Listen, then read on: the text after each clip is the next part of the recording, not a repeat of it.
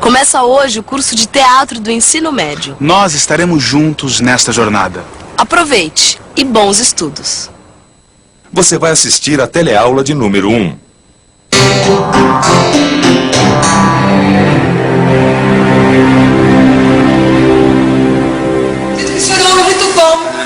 Neste curso, você vai ver que para contar histórias, o teatro se utiliza ao mesmo tempo da palavra, da dança, do canto, da pintura, da escultura, da caracterização e de muitos outros recursos.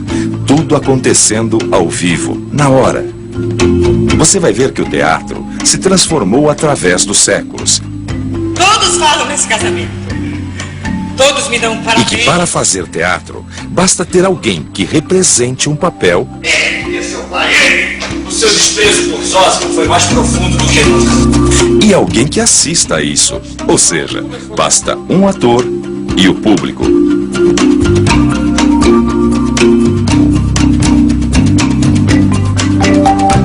O meu nome é Ari. E eu sou porteiro desse prédio há 12 anos. Com a ajuda dessa turma que mora aqui, você vai ver que teatro tem tudo a ver com contar histórias. O que não falta aqui neste prédio é história para contar. Você sabe, basta aparecer uma pessoa, um ser humano diante de nossos olhos e pronto, já tem uma história pronta para começar. Imagine então 300, que é mais ou menos o número de pessoas que moram aqui nesse edifício. É história que não acaba mais. Na teleaula de hoje, vamos ver o que é e qual a origem das artes cênicas. Vamos ver como o teatro surgiu no mundo e como o espaço e a atitude do espectador no teatro foram mudando com o tempo. E vamos também aprender um pouco sobre dois gêneros teatrais, a tragédia e a comédia.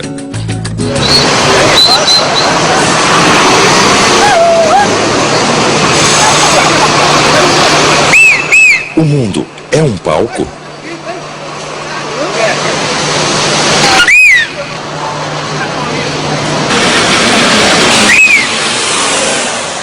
Você acha que o trabalho que ela está fazendo é um teatro? É um teatro porque ela precisa gesticular e são gestos repetitivos. Para que o pessoal passe, para que o pessoal pare. Não levo desse lado assim. Lógico que não. Tem cara que tá fazendo teatro. Eu acho que não. Eu acho que pra mim ela é aquelas pessoas normais que ficam monitorando o trânsito pra correr tudo bem. Acho. Você acha parecido que ela está fazendo? Muito. Se for teatro, ela está representando bem. Através dos gestos que nós fazemos no cruzamento, nós estamos tentando passar uma informação. E pelo visto essa informação ela é bem interpretada. E o senhor faz teatro? Na minha profissão eu fiz. Hoje em dia eu não trabalho mais, mas toda profissão você faz teatro, não é? A gente é um ator. É, todo mundo é um ator, eu acho, né? É um trabalho, não tem como representar, você trabalha mesmo. O mundo é um palco. Olha, eu acredito que sim, porque a gente percebe que as pessoas estão interpretando o tempo todo. Eu tenho que fazer o meu mundo e meu mundo é o teatro, né? Eu acho que o mundo é um palco e você tem que saber interpretar em cima dele.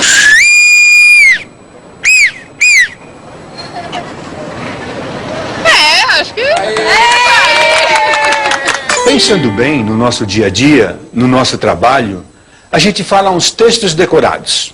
Bom dia, boa tarde, seja bem-vindo, volte sempre. E age como se fosse um personagem. Assina aqui? Bom dia, senhor. Seu Carlos, correspondência para o senhor. Bom dia, dona Carol. A Bruna está aqui embaixo esperando o senhor. Claro, pode ficar tranquilo, eu aviso. Tudo isso é teatro? Antes de responder, melhor começar dizendo que teatro tem a ver com contar histórias. Desde os tempos remotos, o ser humano imagina e conta histórias. E para isso inventou linguagens e desenvolveu métodos. As histórias contadas através de palavras ou movimentos do corpo por artistas que se apresentam ao vivo, na frente do público, são chamadas de artes cênicas. As artes cênicas são uma espécie de grande guarda-chuva artístico, sob o qual se abrigam a dança, a ópera, o circo e, é claro, o teatro. Com 50 anos na carroça.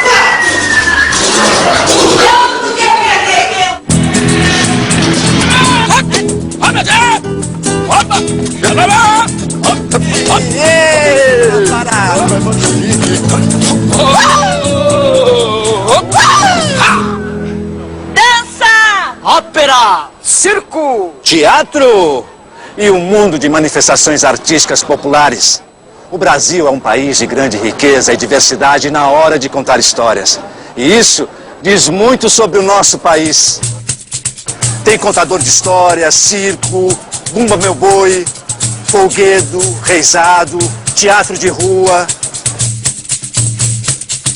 As artes cênicas, elas podem contar a história de um país, dependendo do modo como se organizem os artistas para contar essa história. O papel das artes cênicas na formação da nação, em sendo a nação constituída por sujeitos, por grupos, por classes, ele é fundamental e essencial, tanto para que os indivíduos possam ter uma identidade acerca de si mesmo no tempo em que eles vivem, bem como ter acesso à memória daqueles que os antecederam.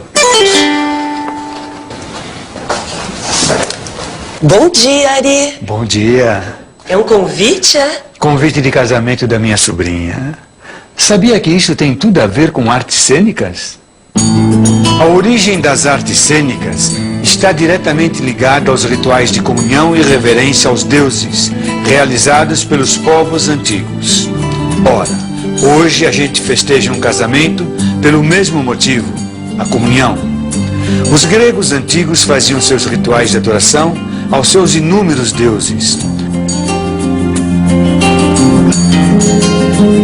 Hoje, a gente faz outros tipos de rituais religiosos, mas a busca é a mesma: estabelecer contato com o grande mistério que é a nossa vida e, claro, a nossa morte.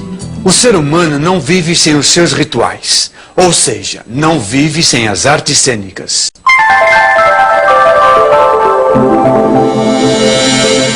Ritual. A repetição de um conjunto de práticas consagradas pelo uso e ou por normas e que se deve observar em ocasiões determinadas. A solenidade de posse de um presidente da República, ou mesmo a entrega da taça de campeão ao time de futebol, por exemplo, segue um ritual. Eu acho que o teatro está intimamente ligado com a vida, com o cotidiano, com a... Por isso é que ele não morre nunca, porque ele é uma arte viva. Olha, o teatro do palco te dá a possibilidade de desenvolver o teu lado intelectivo para você ampliar o seu imaginário, inclusive para você começar a pensar na sua própria vida e na vida que te cerca, para encontrar soluções, formas, ter uma posição analítica do que está acontecendo ao seu redor e no mundo.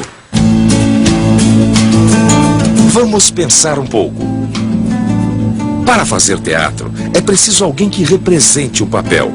Um ator ou atriz que conte uma história. Alguém que assista a isso, o público. E que tudo seja feito ao vivo. Ou seja, o ator, o que conta, e o público, o que acompanha a história. E isso pode acontecer em qualquer lugar. Cadê a paz?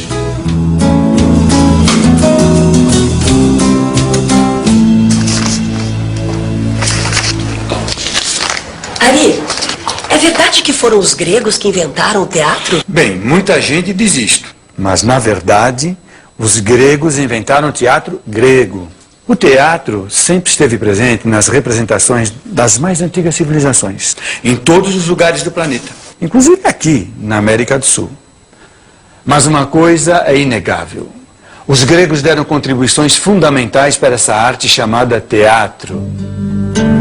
O teatro grego surgiu em rituais religiosos em louvor a Dionísio, deus da uva e do vinho. Sacerdotes e seguidores reuniam-se no templo ou saíam em procissão, entoando hinos de louvor ao deus. Viva Dionísio, filho de Zeus, deus dos deuses, e Selene, princesa de Tebas. Ele é formidável. Ele ensinou ao homem o cultivo da uva. Na metade do século VI a.C., um sacerdote de Dionísio chamado Tespes deu início a uma revolução. Durante o culto, em vez de cantar "Ele, Dionísio é formidável cantor. Eu, Dionísio, sou formidável. Ao cantar eu, Dionísio, em vez de ele, Dionísio, Tespes inventou de uma só tacada o ofício do ator e a arte de compor peças teatrais, a dramaturgia.